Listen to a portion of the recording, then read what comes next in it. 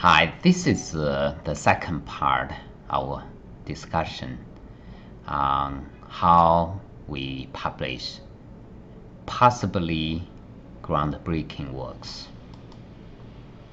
Warning: any discussion on such topic has limitations because the discussant is always constrained by his scope of knowledge and experience. What is presented here is based on my 30-plus years of thinking and practice on what could be potentially groundbreaking in the world of learning. Let's look at the general case. To produce groundbreaking works, one needs to learn from such masters as Isaac Newton and Albert Einstein and other great minds throughout history to see what they did right in their professions. Among a lot of lessons we can learn from these magnificent minds in the history, two of my realizations jump out the most. Now let's look at Isaac Newton first. Looking at him from modern angle, it is quite evident that Newton is a successful practitioner of systematic thinking, although such particular thinking and methods of thinking were not formalized at that time. For instance, he looked at the then most recent scientific observations at the height of wholeness and parts.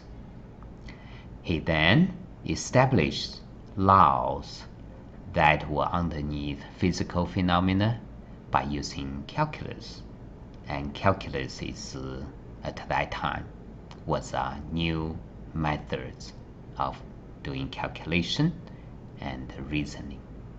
And also at that time, calculus was considered problematic at the very foundation level. This phenomenon lasted until way after Newton's lifetime. Now, if we look at Albert Einstein, something more interesting appears. He published relativity theories in highly regarded journals of physics. Okay. Now, you would imagine even in today's standard, if you publish in highly regarded journals of a field, you would gain respect, at least from some of your colleagues.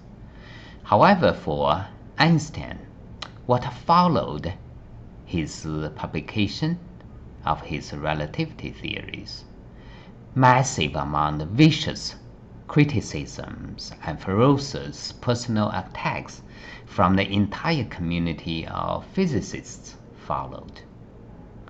And we can check the document describing that period of time.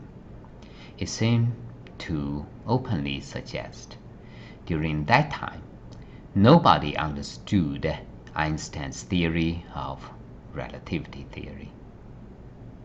Okay, so one obvious question based on today's standard is, how did his paper on relativity pass the review process before they were published? By studying great minds throughout the history, at least some of these great minds, I found the following. To publish groundbreaking works, one has to, 1. Look at the world from a brand new angle or color, and then formulate problems that will most likely excite the public. Develop the theory and method that can be readily employed by others. We talk about method here. In terms of theory, that can be used to explain many phenomena in nature.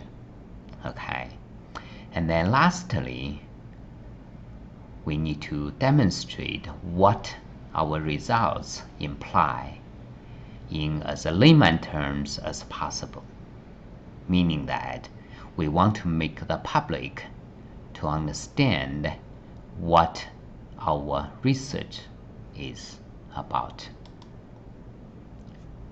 Now let's look at the importance of a brand new angle from which we look at the world. All important questions facing the survival of mankind have been investigated from all imaginary angles throughout history. This is pretty much a fact. So, as latecomers, we have to scrutinize what's known and what is still unknown from new angles that were not ever being invented or realized. Okay, only by doing so we might be able to formulate new problems, discover new solutions. And looking at the world with a pair of colored eyes is similar to such an experience. When I was a little boy, I used to love to play such a game. We place a piece of transparent colored paper in the front of our eyes. And as soon as we do so, the world we used to see suddenly looks very different. Many previously unknown patterns and structures emerge as real as any physical entity can be. Of course, they are real, right? Only thing is, without the colored paper, we just simply did not see them. Now, how do we know what problems could potentially excite the public? Now, by checking the history, it seems obvious that nobody seems to know the answer to this question for sure. Now, only a sure case I ever seen in the history book is over 100 years ago, when Hilbert was invited to address the World Congress of Mathematicians. He was looking for ideas about how his speech will have a long-lasting impact on the community of mathematicians. So it is recorded in the history that a good friend of him named Minkowski suggested, if in your talk you focus on unsolved, difficult problems, then your talk has the chance to be long-lasting. As a consequence, Hilbert gathered a list of open problems from different fields of mathematics. As expected, this speech and this list of problems have been the focus of attention in the community of mathematics until up to this day. So that's the only case I remember seeing where scholars know what to do to attract attention. Even so, when we formulate problems, we might potentially work on. The problems must first excite ourselves, right? If we don't even feel excited on working on the problem we formulated, then you can imagine the work will become painful, laborious, and difficult to make much progress. And at the same time, we must see a great potential for why the problems we work on would be important and exciting, to other people. Now even though we are not very sure, or no one seems to be sure, what kind of works would be exciting the public, but one criteria seems to be certain, okay? And beyond our guesses, this criterion seems to be more definite. If the problem we work on has practical implications in the real life of the public, and the method we develop in order to address the problem we are looking at can be readily employed by other scholars, hopefully understood by the public, then our work will have a great opportunity to hold value and significance. Next thing, we need to demonstrate work to the public. And in terms of public relations, if our work is considered groundbreaking by at least ourselves, then we need to invest manpower to educate and to excite the public.